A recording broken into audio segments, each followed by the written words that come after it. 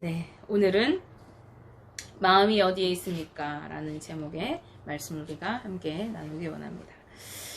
우리 성도님들은 살아가시면서 주로 무엇을 생각하며 살아가고 계십니까? 눈동자가 뭐였더라? 물론 우리는 우리 동성교회 성도님들은 아주 훌륭하셔서 당연히 주님을 가장 먼저 생각하고 그렇게 살아가시겠죠. 어떻게 하면 나의 삶에 하나님의 나라를 이루며 살아갈까? 어떻게 하면은 하나님의 뜻을 따라 살아가는 삶을 내가 살아갈 수 있을까 생각하면서 그런 삶을 살기 위해 힘쓰고 계실 줄 믿습니다. 아멘. 네. 그러나 대부분의 사람들은요, 주로 먹고 사는 삶을 문제로 그것들에 대해서 묵상하고 생각하면서 살아가고, 또 어떻게 죽고 어떻게 사는 것인가, 죽음이란 뭔가, 삶이란 무엇인가, 삶과 죽음의 문제에 대해서 생각하면서 살아갑니다. 어떻게 하면 잘 먹고 이 땅 가운데서 잘 살 수 있을까, 또 아프지 않고 건강하게 오래 살아가려면 어떻게 살아갈 수 있을까, 어떻게 하면 남들에게 꿀리지 않고 남들만큼 무시받지 않으면서 잘 살아갈 수 있을까? 이러한 것들에 대해서 사람들이 생각하고 살아갑니다. 그래서 사람들이 항상 근심, 걱정, 염려를 달고 살아가게 되는 거죠. 아플까봐 걱정이고, 또 사람들에게 내가 인정받지 못하면 어떡할까, 무시받으면 어떡할까 걱정이고, 또 죽을까봐 걱정이고, 사고 날까봐 걱정이고, 병이 들면 어떡할까, 돈을 다 잃어버리면 어떡할까, 내가 굶으면 어떨까, 이런 등등의 염려를 가지고 살아갑니다. 그러나 주님은 우리에게 뭐라고 말씀하시냐? 너희가 두려워하지 말고 믿기만 하라 라고 말씀하시죠. 네, 지난 시간에 우리가 나누었습니다.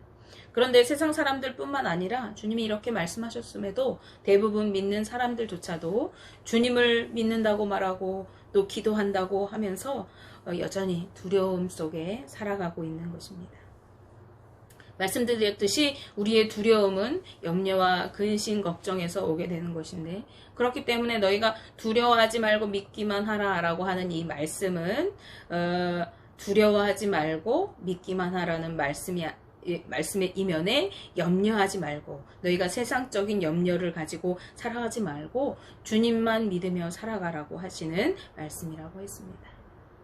저의 부끄러운 고백을 말씀드리면은, 우리가 작년에 이제 첫 주일 예배를 드리면서 이 가정에서 예배를 개척해서 드리기 시작하기 전까지 저는 주님 앞에 기도한다고 하면서도 고민이 참 많았습니다. 사실 기도라기보다도 주님께 이렇게 따지고 또 반항하는 그런 것이었던 것 같아요. 아무리 생각해도 이 안정적인 수입이 있는 사역을 내려놓고 개척을 한다고 하는 것이, 그것도 재정적인 것도 아무것도 없고 또 가진 것도 아무것도 없으면서 건물도 없이 이 가정집에서 예배를 드리기 시작한다는 것이 인간적인 계산이 서질 않았기 때문에 계속 고민이 되고 또 염려가 됐던 것 같아요. 우선 수입원이 없어지면 어떻게 먹고 살아야 될까 하는 걱정이 있었고, 게다가 이제 작년을 생각해 보면은 우리 둘째 하영이가 큰 수술을 눈앞에 두고 있는 상황이었고, 막내는 또 류마티스 관절염이 발병한 상태였습니다. 생각만 해도 마음이 어려워지고 또 힘이 들었던 그런 상황인데, 그때 이 개척의 길을 하나님 마음 주셨던 거죠.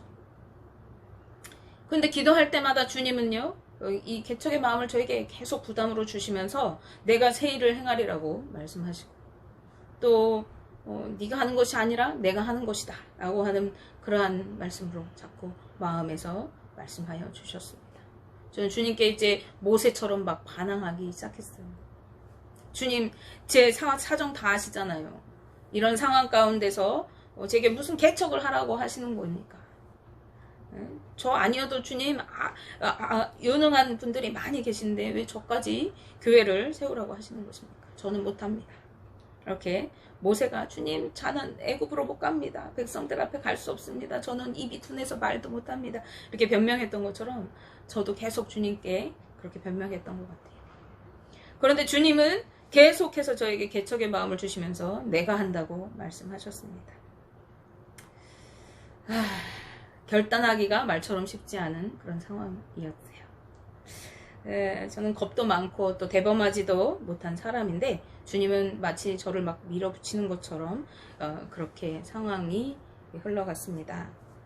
그리고 첫 예배를 준비하면서 제가 드린 기도는 주님, 나는 아무것도 가진 것이 없습니다. 아무것도 모릅니다. 그러나 주님, 제가 순종하겠습니다. 주님께서 책임져 주시고 어떻게 해야 할지, 무엇을 해야 할지 일일이 어린아이처럼 알려주세요. 그러면 제가 가겠습니다. 라고 고백했습니다. 그러고 나니까 가정재단을 세우기 위해서 첫 수요 예배를 드리기 시작한 지가 올해로 벌써 만 4년이 흘렀습니다. 그리고 작년에 첫 주일 예배를 드리기 시작한 지 이제 2년째를 맞이하고 있네요. 우리가 지난달에는 창립기념주일을 보내면서 오늘까지 주님께서 이끌어 오시고 계심에 감사를 드렸습니다. 생각지 못한 손길들로 수술비도 감당하게 하시고 또 이렇게 저렇게 채우셔서 비록 풍족하진 않지만 우리가 굶주리지 않고 먹고 살게 하셔서 오늘까지 이렇게 인도해 오셨어요. 그런데 이런 주님의 은혜를 경험한 저는 이제 더 이상 걱정 없이 주님만 믿겠습니다 라고 이렇게 살아가고 있는가 하면은 그렇지 못한 것 같아요. 얼마 전까지도 저의 마음이 어려웠던 그런 부분이 있었어요. 우리는 연약하기 때문에 한번 주님의 은혜를 경험했다고 해서 계속 나는 믿음으로 살리라 막 이렇게 투철하게 가지 못하죠. 계속 넘어지고 실패하고 실수합니다. 제가 마음이 어려웠던 그 이유는요, 저희 나를 위한 그 진로를 위한 고민이 있었기 때문에 그래요. 저희 동기분들은 너도 나도 목사 안수를 이제 받고 계시고 받은 분도 계시고 합니다. 몇몇 분들은 건물을 얻고 개척을 하기도 했어요. 그런데 이제 저희 교회는 건물도 없고 또 재정도 없고 성도님도 얼마 없고 또 목사 안수를 받는 일을 조차 저에게는 보이지 않는 막연한 그런 것 같은 생각이 들었기 때문에 어찌해야 할까 막막하고 또 고민이 되었던 거예요. 그래서 말로는 주님이 원하실 때 허락해 주시겠지라고 이렇게 말했지만은 어딘가 마음이 이렇게 편치가 않았어요. 뭔가 불안하기도 하고 답답한 마음이 계속 저를 괴롭게 하고 또 근심하게 했던 것입니다. 답답한 마음에 이제 주님께 기도를 했겠죠. 주님, 나는 어떻게 해야 합니까? 앞길이 보이지 않는 것 같은데 제가 어떻게 하기를 원하십니까? 라고 기도하였습니다. 그런데 이렇게 한참 기도를 하고 있는데 문득 이런 생각이 드는 거예요. 내가 왜 목사 안수를 받으려고 하지? 왜 건물을 얻기를 원하고 있는 것일까? 그런 생각을 이렇게 해보니까 제 마음 깊은 저 밑바닥에 사람들의 이목을 신경 쓰고 있는 그런 모습을 발견한 것입니다. 물론 주님의 일을 하기 위해서는 목사 안수도 필요하고 건물도 필요하고 여러 가지 조건들이 필요하기도 한 것이 사실이에요. 그러나 그런 것들을 원하는 제 마음 저 깊은 한켠에서 사람들이 바라보는 시선을 의식하고 있었던 저를 발견하게 된 것입니다. 저 사람은 무슨 문제가 있어서 목사 안수가 못 받는 건가? 목사가 되지 못하는 건가? 저 교회는 교단에 속하지도 않았다는데 이단 교회 혹시 아닌가? 이렇게 사람들이 생각하면 어쩌나 하는 염려 또 걱정이 들었던 거죠. 그런 저를 발견하는 순간 저는 주님 앞에 믿음 없음을 회개하게 되었습니다. 저의 믿음 없는 모습이 여전히 남아있음을 발견했던 거죠. 그래서 주님께 이렇게 기도했어요. 주님, 저의 믿음 없음을 회개합니다. 제가 어떤 모습이어도 사람들이 저를 어떻게 바라본다 할지라도 제가 주님이 원하시는 곳에 서기를 원합니다. 사람들이 저를 어떻게 바라보고 평가하는 것 상관없이 주님이 원하시는 삶을 살아가기 원합니다. 그것이 목회의 길이든지 평신도의 길이든지 주님이 원하시는 그 모습 그대로 주님이 기뻐하시는 모습으로 제가 살아가기를 원합니다. 제가 어떠한 모습으로 살아가라고 주님이 하시더라도 순종하면서 살겠습니다. 이렇게 고백을 드렸어요. 이처럼 우리는 날마다 생각하고 환경을 바라볼 때마다 염려하고 근심하고 걱정하면서 살아가는 것입니다.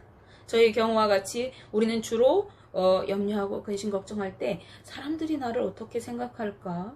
사람들의 평판이 어떨까? 혹시 사람들이 나를 무시하고 사람들이 나를 업신여기는 것은 아닐까? 이런 문제들에 집중할 때 우리를 찾아오게 되어집니다.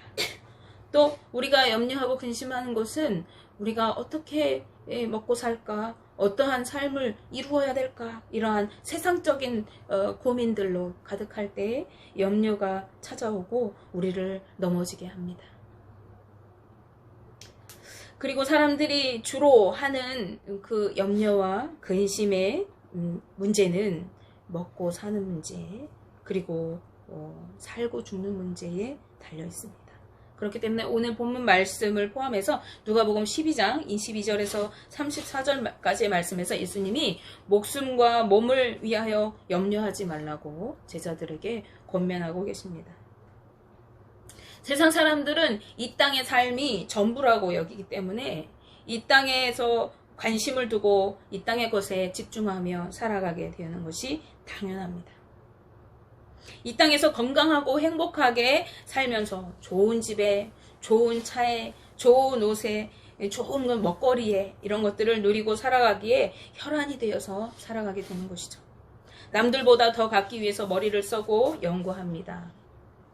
그래서 다른 사람들의 것을 내가 더 갖기 위해서 주가를 조작하고 또 돈을 위해서 친구도 가족도 배신하고 사랑 목숨쯤은 하찮은 것으로 여깁니다. 내가 수많은 돈을 얻기 위해 어떤 권력을 얻기 위해 어떤 명예를 얻기 위해서 다른 사람의 죽음에는 아랑곳하지 않습니다. 죽음에 이르게 하기도 하는 것이죠. 좋은 자리를 차지하기 위해서 그냥 아무렇지 않게 다른 사람을 비방하고 모함하고 헐뜯기도 하고 또 쾌락적인 삶을 살기 위해서 음란한 문화와 중독에 빠지기도 하는 것입니다. 그리고 어느 순간에 죽음을 마주하게 될 때 그때 세상 사람들은 한없이 두려워합니다. 왜 그러냐? 이들에게는 이 세상의 삶이 전부이고 죽으면 끝이라고 생각하기 때문에 그렇습니다. 그래서 삶이 끝나기 전에 꼭 한번 나도 잘 살아보고 꼭 한번 나도 내가 하고 싶은 대로 마음껏 누리고 살아보고 싶은 것이죠. 또한 세상 사람들은 스스로 자신의 삶을 일구면서 살아간다고 여기며 살아가는 사람들입니다. 이 내 삶을 나만 가꿀 수 있다, 내 힘으로 가꿀 수 있다 여기기 때문에 물불 안 가리고 아둥바둥하며 살아가는 것이에요. 자신을 지키고 보호하기 위해서 부와 명예와 학식을 쌓으면서 울타리를 세워갑니다. 나는 이 정도 되는 사람이다. 나는 이 정도 가지고 있다. 나는 이 정도 위치에 있다. 나 깔보지 마라. 무시하지 마라. 자존심을 세워갑니다. 세상에서 나를 위해 주는 사람은 나밖에 없다고 여기기 때문에 다른 사람은 어찌되든지 별로 상관하지 않습니다. 그런데 세상 사람들이 추구하는 물질이나 명예나 권력이나 이런 것들이 자신을 지켜주지 못합니다. 이런 것들은 한순간에 물거품이 되어 사라질 수밖에 없는 무의미한 것들입니다. 유능한 정치인이었다가 추락하는 사람들을 우리는 수도 없이 돌아봅니다. 수많은 인기를 얻었으나 목숨을 스스로 끊어버리는 유명인들을 우리는 수도 없이 봅니다. 대기업을 이끄는 대기업의 총수였지만 자신의 삶이 의미 없다고 느껴지기 때문에 스스로 삶을 포기하는 사람들도 우리는 보게 되어집니다. 왜 그렇습니까? 그들의 삶에 부를, 명예를, 인기를, 또 학식을, 권력을 얻었지만 그 삶에 참된 진정한 행복과 만족이 없는 것입니다. 우리 믿는 사람들은 그러한 세상 사람들의 삶과는 다른 삶을 살아가야 하는 그런 사람들입니다. 왜냐하면 첫째로 우리는 이 세상의 삶이 전부가 아닌 것을 알고 있는 사람이기 때문에 그렇습니다. 이 세상 사람들은 죽으면 끝이라고 생각하기 때문에 살아있는 순간만을 위해서 살아가지만요, 우리는 죽음을 준비하며 살아가는 자들이기 때문에 우리의 삶은 그들과 다른 것입니다. 우리는 하나님 앞에, 즉 그분의 심판대 앞에 서는 그날을 기다리며 준비하는 그러한 자들인 것입니다. 따라서 이 땅에서의 삶뿐만이 아니라 다음의 삶, 영원한 삶을 소망하면서 꿈꾸면서 영생을 위해 살아가야 하는 자들이 우리 믿는 자들의 삶인 것이에요. 이 땅에서 살아가는 우리의 삶은 천국의 영원한 삶을 준비하는 그러한 준비 과정 가운데 있는 삶인 것입니다. 우리는 이 땅에서의 삶이 끝이 아니라 더 좋은 영원한 삶이 있다고 천국을 소망하는 자들이기 때문에 이 땅에서 다 누리고 살고 죽으면 끝이야 라고 생각하는 사람들의 가치관으로 살 수가 없는 것이죠. 고린도전서 15장 19절에서 20절 말씀에 이렇게 되어 있어요. 만일 그리스도 안에서 우리가 바라는 것이 다만 이 세상의 삶뿐이면 모든 사람 가운데 우리가 더욱 불쌍한 자이리라. 그러나 이제 그리스도께서 죽은 자 가운데서 다시 살아나사 잠자는 자들의 첫 열매가 되셨도다 라고 부활을 말씀합니다. 우리는 이 부활을 꿈꾸며 살아가는 자들이에요. 우리는 영원한 천국에서 하나님의 영광을 함께 누릴 자들로 부름받은 자들이기 때문에 그렇습니다. 둘째로 우리는 우리의 삶이 내 것이 아니라는 사실을 아는 사람들이기 때문에 우리의 삶은 그들과 달라야 하는 것입니다. 우리는 나를 모태에서 엄마 뱃속에서부터 나를 만드시고 이 땅에 태어나게 하신 분이 하나님 아버지이심을 믿는 자들입니다. 그분은 우리를 창조하신 분이실 뿐만 아니라 우리를 눈동자같이 지켜보시고 계시는 분입니다. 우리의 모든 필요를 채우시는 분이시기 때문에 우리는 그분을 의지해서 살아갑니다. 그리고 그 하나님은 우리가 행복하기를 원하시고 우리가 함께 하시면서 우리가 그분 안에서 즐거워하기를 원하시는 분이십니다. 그렇기 때문에 하나밖에 없는 독생자 예수 그리스도를 우리를 위해 이 땅에 보내주시고 십자가의 죽으심과 그때 부활을 통해서 우리를 구원하여 자녀로 삼아 주셨습니다. 우리는 저주받을 죄악 가운데서 죽어갈 세상 사람들과 다르게 하나님께서 선택하여 부르신 하나님의 자녀요 백성인 것입니다. 예수님은 누가복음 12장 30절 말씀에서 이 모든 것은 세상 백성들이 구하는 것이라 너희 아버지께서는 이런 것이 너희에게 있어야 할 것을 아시느니라 라고 말씀합니다. 하나님 우리 아버지는 우리가 무엇이 필요한지 우리에게 어떠한 것이 가장 소중한 것인지 가장 귀한 것인지 가장 합당한 것인지 아시는 분이고 그것들을 채우십니다. 마치 어린아이가 엄마 품에 있을 때 그 엄마는 아이가 배고픈지 기저귀에 응가를 했는지 더운지 추운지 뭐가 불편한지 말하지 않아도 아는 것처럼 그래서 때를 따라 모유를 주고 때를 따라 기저귀를 갈아주고 이불을 덮어주고 옷을 시원하게 해주는 것처럼 하나님은 우리의 모든 필요를 아시는 분이십니다. 우리의 아버지 되신 하나님은 우리의 앉고 일어섬을 아시는 분이십니다. 그리고 우리의 중심까지도 꿰뚫어 보시는 분이십니다. 그분은 우리의 머리털까지도 일일이 세시는 분이십니다. 그리고 우리의 모든 필요를 아시는 분이 바로 우리의 아버지 되시는 하나님이십니다. 그렇기 때문에 세상 사람들이 하는 것과 같이 염려함으로 무엇을 먹을까, 무엇을 입을까 염려하지 말라고 예수님께서는 말씀하십니다. 우리의 필요한 것을 다 아시는 하나님께서 때를 따라 풍성한 은혜로 채우실 것이기 때문에 그렇습니다. 예수님께서는 오히려 세상 사람들이 염려하는 것 대신에 하나님의 자녀인 성도들이 구해야 할 것이 바로 하나님 나라라고 말씀하십니다. 31절 말씀에 다만 너희는 그의 나라를 구하라 그리하면 이런 것들을 너희에게 더하시리라 라고 하십니다. 우리가 하나님의 나라를 구할 때 우리가 먹고 사는 것, 우리의 염려와 근심되는 그 모든 것들을 하나님께서 우리에게 덤으로 더해 주신다고 말씀하십니다.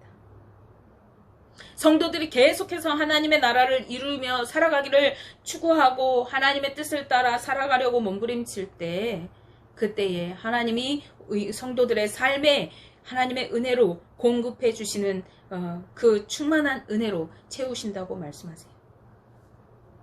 왜냐하면 하나님께서 그 나라를 이미 우리에게 주셨고 그것을 기뻐하시기 때문이라고 말씀합니다. 예수님께서 이 땅에 오심으로 영원한 하나님의 나라, 즉 메시아의 왕국이 이미 우리에게 주어졌습니다. 구원의 문이 열리고 이제 믿고 구원받은 자들에게 하나님의 통치가 이미 시작되었던 것입니다. 그리고 하나님은 이 구원의 역사, 하나님의 나라를 세워가는 그 구속사를 기뻐하십니다. 그런데 32절 말씀에서 예수님께서 하나님의 나라를 너희가 구하며 살아가거라 이렇게 말씀하시는데 어떻게 말씀하시냐면 적은 무리여 무서워 말라라고 말씀하세요. 이는 예수님을 따르는 제자들의 수가 많지 않다는 것을 의미합니다. 예수님의 뜻을 따라 살아갈 사람들이 많은 무리가 아니라 적은 무리라는 거예요. 여기서 무리라고 번역된 헬라어가 포임니온이라는 단어입니다. 이 단어는 본문에서 양 무리를 일컫는 말로 쓰였어요. 양의 속성은 어떤 속성을 가지고 있어요? 양은 연약하고 힘이 없는, 그리고 별로 이렇게 똑똑하지 못하죠. 이 말뜻은 이 주님의 나라를 이루며 살아가야 할 몇 안 되는 적은 무리의 제자들의 모습이 연약하고 나약한 존재임을 나타내는 말입니다. 우리 인생은 주님 보시기에 한없이 연약하고 또 미련한 존재입니다. 양처럼 이끄시는 대로 순종하여 살아가야 할 스스로는 잘 길도 보지 못하고 판단하기도 애매한 아둔한 그런 자인 것입니다. 그런 제자들에게 예수님은 무리도 적고 양무리처럼 연약한 그들에게 너희가 하나님의 나라를 이루면서 살아갈 때에 세상에서 여러 가지 핍박과 어려움이 올 것이고 너희가 세상과 전혀 다른 삶을 살아갈 때 그들 가운데 섞이지 못하고 이질감이 들 때도 무서워하지 말고 하나님의 나라를 추구하며 살아가라고 하시는 것입니다. 너희는 이 완악한 세상 가운데 세상 사람들이 그래 그것이 잘하는 거야 라고 너희들을 동조하지 않고 너는 왜 그러니? 좀 세상이 지금 어떤 세상인데 너는 그렇게 살아가니? 라고 우리를 비난하고 조롱하고 또 이때 당시에 많은 핍박이 예수님 이후로 있었죠. 죽음에 넘겨주고 감옥에 갇히고 그러한 핍박으로 너희는 잘못되었다고 유대주의로부터 핍박을 받고 또 이방 민족으로부터 핍박을 받는다 할지라도 너희가 그 모든 상황 앞에서 두려워하지 말고 하나님의 나라를 이루는 삶을 살아가라 라고 말씀하시는 거예요. 이 말씀은 오늘 우리에게도 마찬가지로 동일하게 주어지는 말씀입니다. 너희가 오늘 하나님의 뜻을 따라 살아갈 때 세상의 가치관과 전혀 다른 하나님의 뜻을 따라 말씀대로 살아갈 때 세상 사람들이 너희를 조롱하고 비난하고 손가락질하고 너희를 왕따시키고 그런 모든 상황 가운데서 두려워하지 말아라. 하나님은 이미 너희에게 하나님의 나라를 주셨다. 너희가 그 나라를 이루며 살아갈 때 하나님은 세상 사람들이 너희를 인정하지 않아도 너희의 필요를 공급하시고 너희가 원하는 모든 것이 더해지도록 너희에게 풍성하게 채우실 것이다 라고 말씀하시고 계신 것입니다. 그렇다면 하나님의 뜻을 이루는 나라는 어떤 삶을 사는 것인가요? 그것은 하나님의 마음으로 어려운 이웃들을 긍휼히 여기는 삶을 사는 것입니다. 오늘 아까 우리 주영 청년이 하나님의 마음을 주시라고 기도했던 기도를 기억합니다. 하나님의 마음이 우리에게 부어질 때 우리는 긍휼히 여기는 삶, 또 이웃을 사랑하는 삶을 실천하며 살아갈 수 있습니다. 그러한 삶은 영원히 사라지지 않는 보물을 하늘에 쌓아두는 삶이라고 말씀하십니다. 33절 말씀을 함께 보시겠습니다. 너희 소유를 팔아 구제하여 낡아지지 아니하는 배낭을 만들라. 곧 하늘에 둔 바 다함이 없는 보물이니 거기는 도둑도 가까이 하는 일이 없고 좀도 먹는 일이 없느니라. 아멘. 우리가 자신의 소유를 팔아서 구제하는 삶을 사는 것이 주님이 기뻐하시는 삶이요 하나님의 나라를 상속받은 자의 삶입니다. 그리고 주님의 뜻을 이루는 삶이 되는 것입니다. 어려운 이웃들을 구제하고 돌보는 삶이 하나님의 나라를 이 땅에 세워가는 삶이고 그것이 낡아지지 않고 다함이 없는 보물을 하늘에 쌓아두는 것이라고 말씀합니다. 예수님은 재림의 때를 예언하시면서 마태복음 25장 34절 35절 말씀에서 하나님의 뜻을 따라 천국을 구하며 살아갔던 의인들에게 이렇게 말씀하십니다. 그때 임금이 그 오른편에 있는 자들에게 이르시되 내 아버지께 복을 받을 자들이여 나와 창세로부터 너희를 위하여 예비된 나라를 상속받으라. 내가 줄일 때에 너희가 먹을 것을 주었고 목마를 때에 마시게 하였고 나그네 되었을 때에 영접하였고. 아멘. 구제하고 이웃을 긍휼히 여기는 자들이 하나님 나라를 상속받은 자들이래요. 그것이 하나님 아버지께 복받을 자들의 삶이라고 말씀하시는 것입니다. 그 이유가 오늘 결론 말씀에 기록되어 있습니다. 34절 말씀, 본문 34절 말씀인데요. 너희 보물이 있는 곳에는 너희 마음도 있으리라. 아멘. 즉 무슨 말씀이냐면 너희가 어디에 보물을 쌓아두는가 그것을 보면은 너희 마음이 어디를 향하고 있는가 알 수 있다라고 하는 말씀이에요.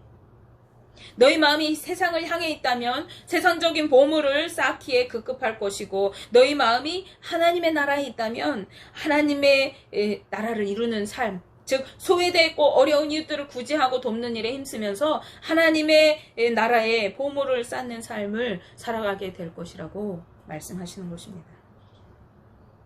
이것은요 우리가 오늘 살펴본 본문 앞부분에 한 부자 비유를 들고 계시는데 그 말씀과 대조를 이루어요. 한 부자는 어떻게 살았습니까? 세상에 관심을 두고 살았어요. 세상의 물질을 쌓아두기 위해서 창고를 넓혀가면서 쌓아두고 자 이제 내가 풍족하니 먹고 즐기자 이런 삶을 살았던 삶이에요. 그런데 오늘 본문에서 주님은 너희는 그렇게 세상에 쌓아두는 것이 아니라 하늘에 쌓아두는 삶을 살아라 라고 말씀하고 계신 것입니다. 여러분은 어디에 마음을 두고 살아가고 계십니까? 세상에 마음을 두면서 세상적인 것들을 추구하느라고 염려하고 근심하고 걱정 속에 살아갑니까? 어떻게 하면 돈을 더 많이 벌 수 있을까? 어떻게 하면 잘 먹고 잘 살 수 있을까? 어떻게 하면 내가 쟤보다 조금 더 나은 삶을 살 수 있을까? 이런 것들 고심하고 걱정하면서 살아가십니까? 아니면 주님을 믿는 믿음으로 하나님 나라를 이루는 삶을 살기에 힘쓰면서 구제와 섬김의 삶을 살아가고 계십니까?